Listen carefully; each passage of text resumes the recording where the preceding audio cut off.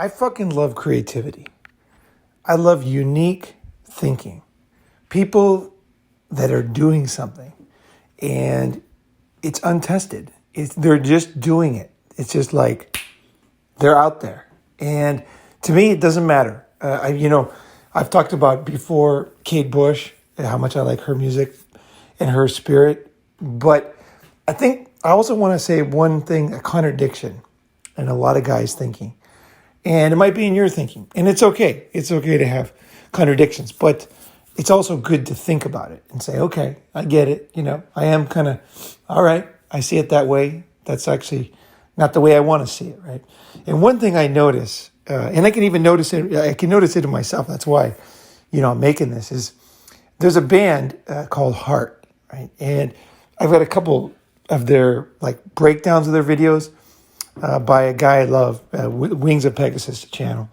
And he basically breaks down their playing ability. He really breaks the music down from a musician's point of view. And I love just his channel is just great. I love the way he thinks. I love the way he breaks it down. I don't watch it all the time. I just come back to it maybe once a month. But I really enjoy it when I do. And this morning I clicked on Heart. And Heart has a special place in my heart because I remember, not Nancy, the other sister, the black-haired one. She was the first woman when I was a kid. I was 12 years old when their album came out, the first album in America. And it was the first time I was watching. I don't remember where I saw them because we didn't have, obviously, the internet and music wasn't on TV exactly the same way. I can't remember if it was in a Tower Records or something. Anyway, I saw a video of Heart and I remember thinking, it's the first time I had this stirring inside of myself. I want to have sex with her. You know what I mean? It was a very pure, very simple feeling. And I never had that before. It was the very first time. So I don't know if you remember. If you can remember back the very first time you had that feeling. It's kind of a shocking feeling. Really. It's whoa.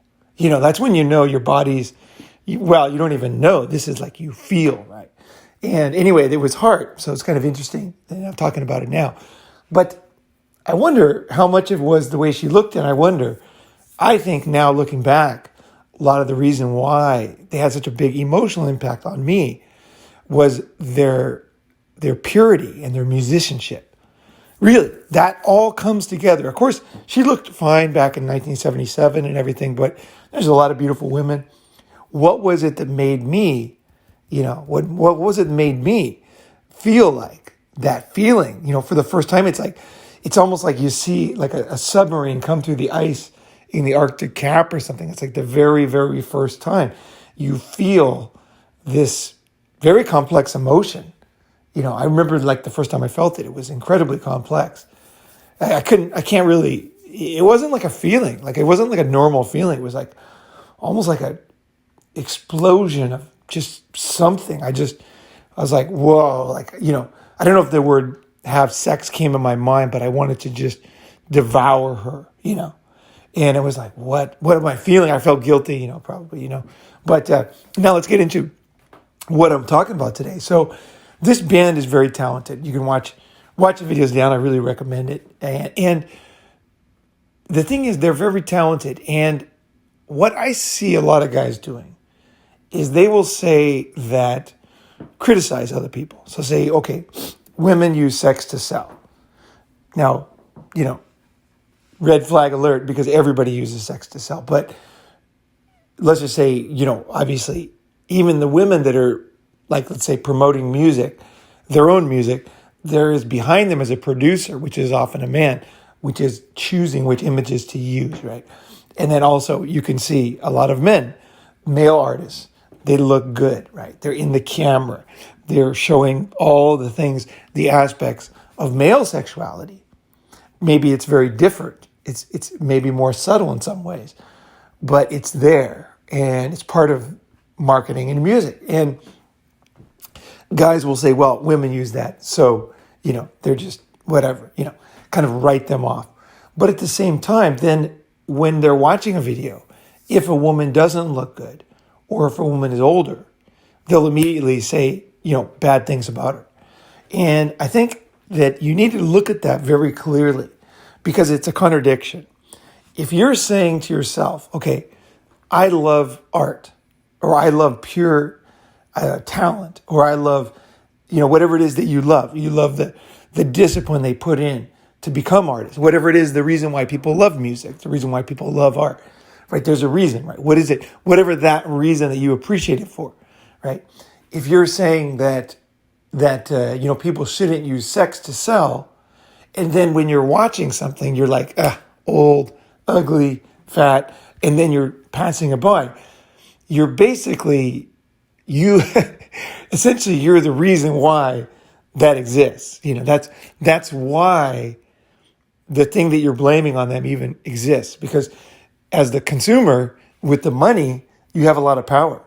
I'm not saying you can change the world by seeing things more balanced, but I can say you can have a good laugh at yourself and say, okay, I'm part of that, right? And that helps you to also let other people off the hook.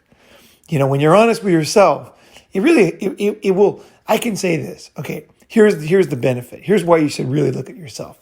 And a lot of my channels about seeing yourself and improving yourself, okay, is because you will feel better. Like you'll just fucking feel better.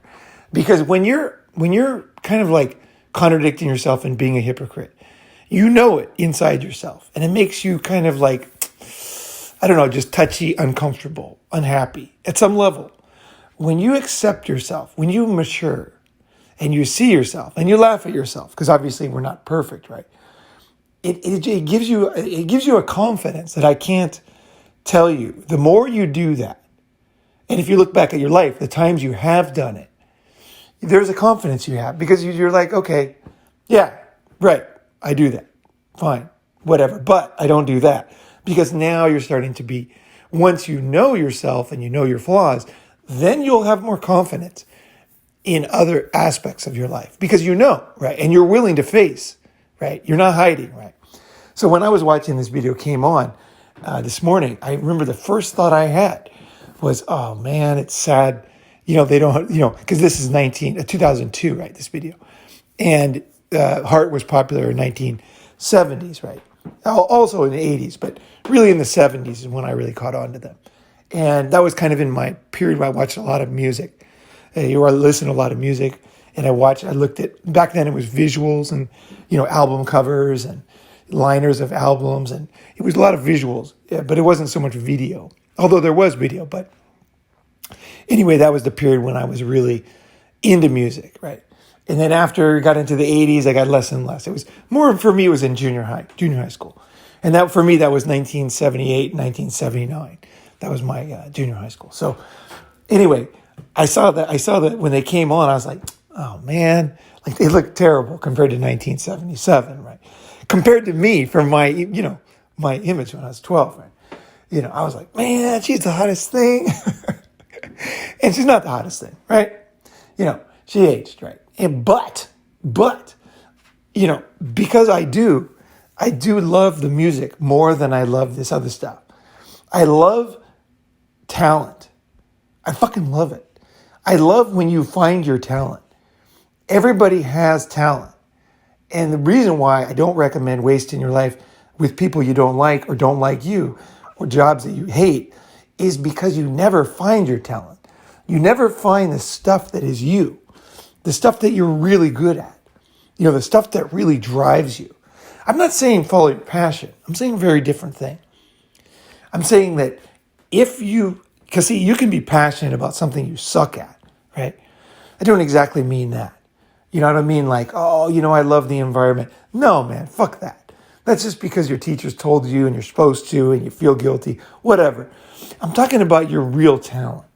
And it could be in porn. It could be in art, science, music. It could be in just there's no limit to the amount of things it could be in, right? It could be in something where you don't even see a niche in it and you make a niche. If you look at Maria Kondo, right? She wrote this book about making your house simple. Now, whether you like the book or not, that book made her famous. And so you could be good at simplifying things and become famous and be a popular, author and speaker. It doesn't, what I'm saying is that thing that you're really good at, that thing that you actually have talent at. And when I watch this band, I mean, it's enormous. The talent of Heart is enormous. And what really blew me away is what the guy in Wings of Pegasus said, is that here it is 2002, we're talking 20 years after their peak. Now he's saying 20 years from when they were popular in the UK, but I say 25 because when I started watching them. So that 25 years later, she's still singing like that. And I mean, that is mind-boggling. You don't see that. That does not happen. Go watch a video of Axl Rose, and you're going to know what I'm talking about. It's so rare to be able to still really sing like she does. It's amazing. It's amazing. And I guess my short message here today is to notice yourself, to laugh at yourself, and then to make a rational decision about what you're going to do next. Because you can either correct your course, or you can know that you're doing something and not want to change it. But that's valuable too. Because when you know you're doing something, but you're not ready to change it yet, but you actually know, that's the beginning of change anyway.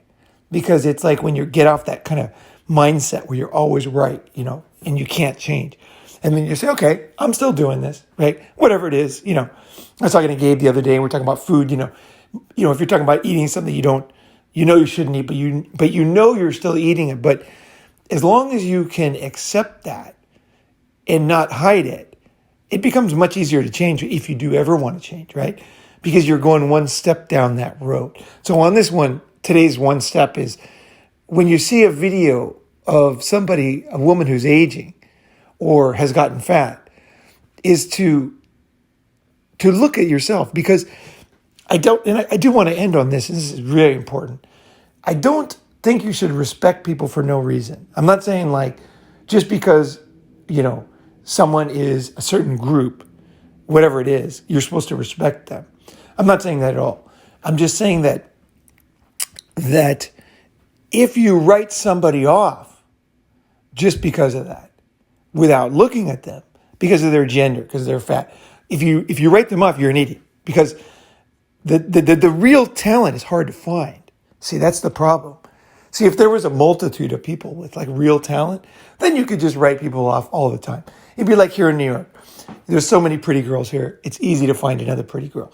I'm not talking about that. I'm talking about talent and passion, and like somebody who's in the groove, man. They're doing it. They're feeling it. They're making it happen. They're creating something the world has never seen. That kind of shit is very, very rare. So that's why I don't want to do it. Is because I want to know for myself. I always want to know is who's really doing shit in this world. Who's making something happen? Because when I see that, see, here's why I do it. The reason why I look for greatness, okay, is because that, to me, it's like the cream that rises above everything else. And it allows me to see the world differently. Because once I see, okay, you could look around the world and say, oh, most people are not talented. But that's a negative view. You're not going to gain anything. You're not going to create anything. You're not going to go to the next level, right? And even if it's true. But if you look for example, in this case, I'm looking for greatness, okay? For great thought, great thinking, great sports, great unique inventions, truly monumental things, right?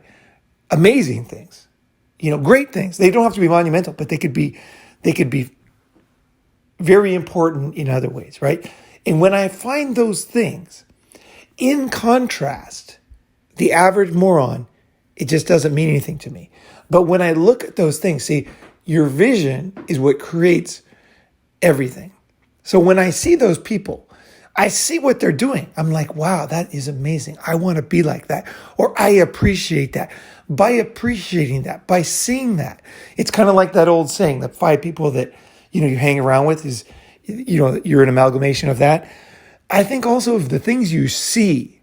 So if you only see things that are negative, you won't have any choice. You won't see, there's no way you can rise up because you're just going to see something, right?